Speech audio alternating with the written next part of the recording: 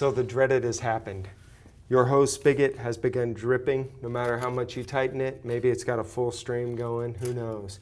Maybe it even froze somehow during a particularly rough time. Maybe your crawl space door got left off. That'll make them freeze as well. Either way, you know it's time to replace it. After removing yours, which is as simple as pulling the 2 screws off the face and cutting it from the copper on the inside of the crawl space or PEX or whatever you have, all you've got to do is get the new one put in place.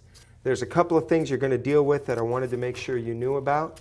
This is a new hose spigot, a modern one. They come in different lengths, but they don't freeze.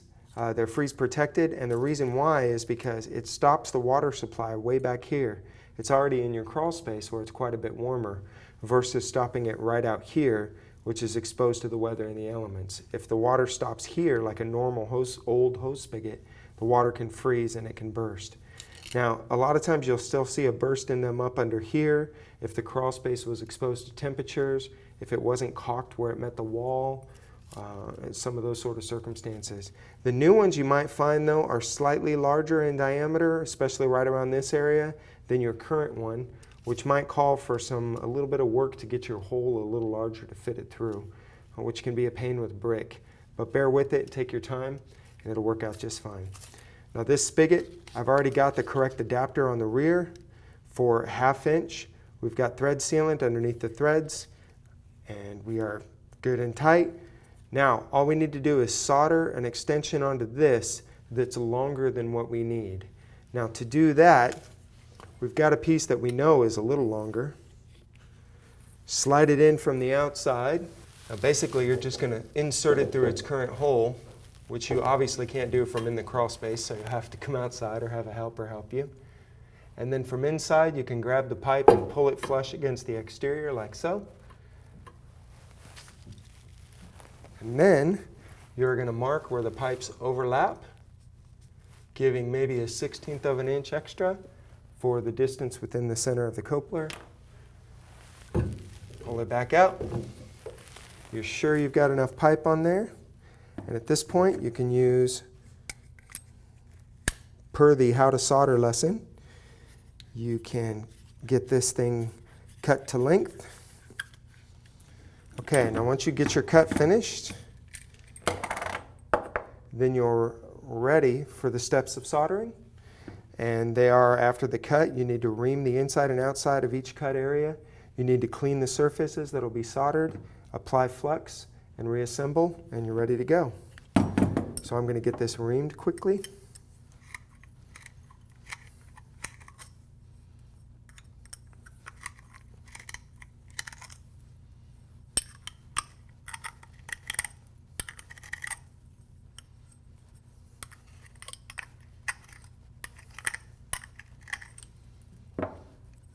And once those are reamed and ready to go, we're going to use some sanding cloth to get them clean.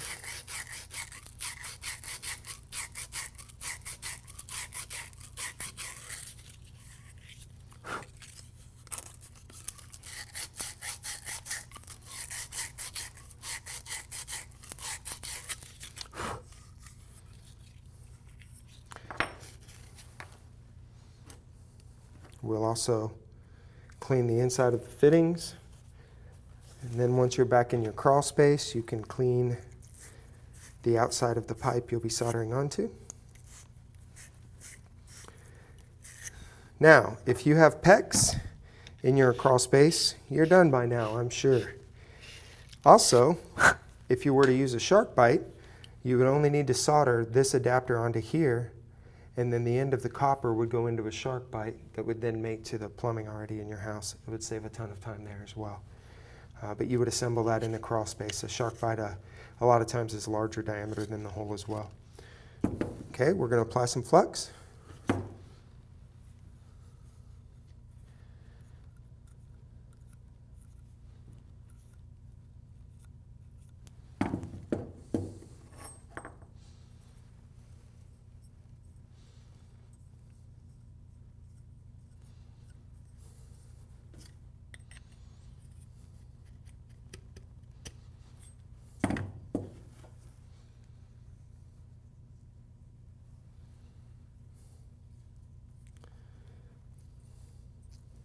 And this piece will have enough flux on it when it's ready.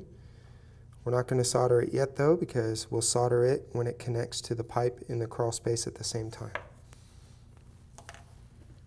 So we'll start by getting this soldered. I'm going to open the valve. It's just a quarter turn, so I'm going to open it to make sure plenty of air can pass through. Actually, we can go ahead and remove that just to make sure. We're going to use a pair of channel locks to hold this pipe while we solder it.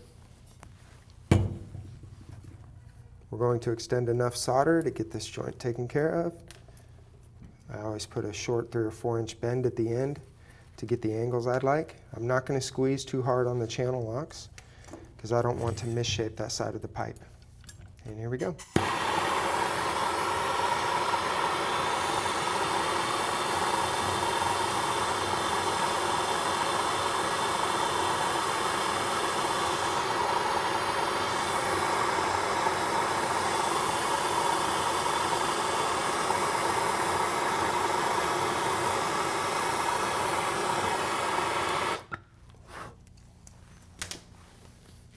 Now we'll give that just a minute to sit, and then we'll reassemble it with some thread sealant, slide it through the hole, and reattach it in the crawl space.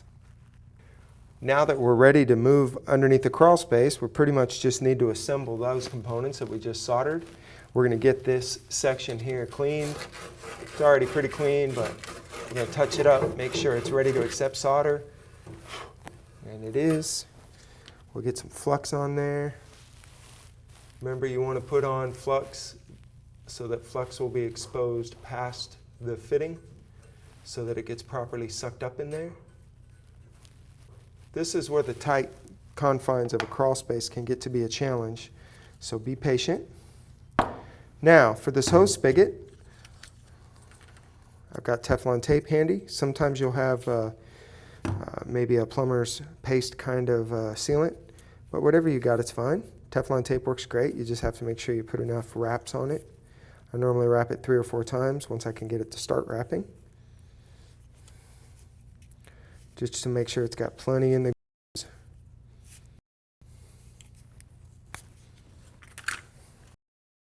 Now, I'm just going to screw it into place.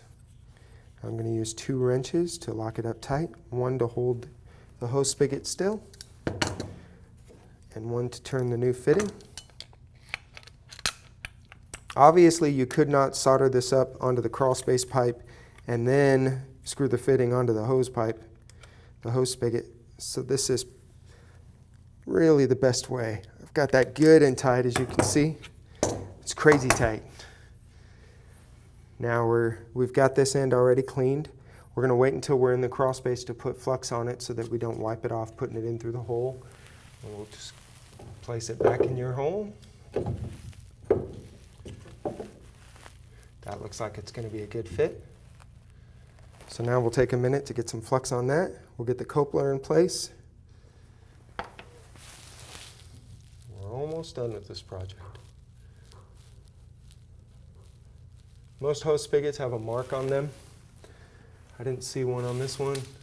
You can always make your own mark here in the crawl space so that you know where the very bottom is, so that you can be sure your spigot is lined up and down perfectly on the outside.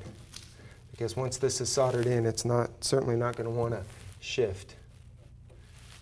I'm going to insert the coupling now. And from in the crawl space, get it good and tight on there. And if you're sure you've got the alignment you want on the outside, probably pretty close, then we're ready for some solder action. Got enough solder sitting out. I'm just going to extend my little tail. I'm going to try and run the solder from the top as much as possible. That way I can work it around the back side easily.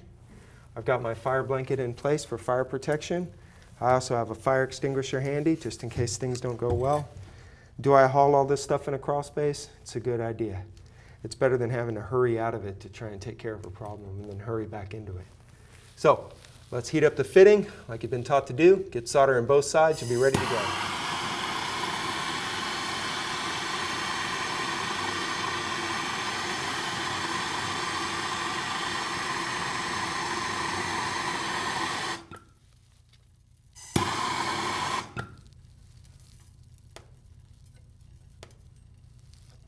Lots of solder. Guys talk about having these beautiful solder joints. I don't really have one of those yet, but what I have is very few leaks. All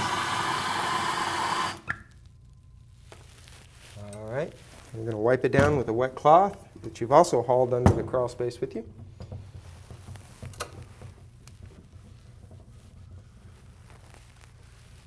Clean off that extra flux.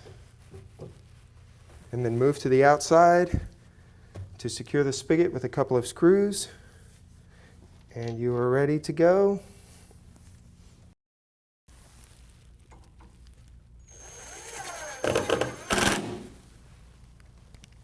Okay, all I'm doing is setting the 2 screws that hold it into place. You may be screwing those into plastic inserts in brick. You might be screwing those into siding or vinyl siding of some sort. Make sure you put a bead of silicone sealant all the way around so that it's ready for service and there's no place for pests to enter or for water to penetrate.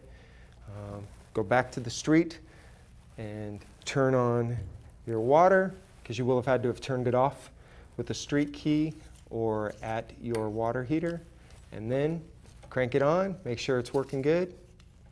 You're ready to go. Now go get your hose spigot swapped, because I know you've got better things to do.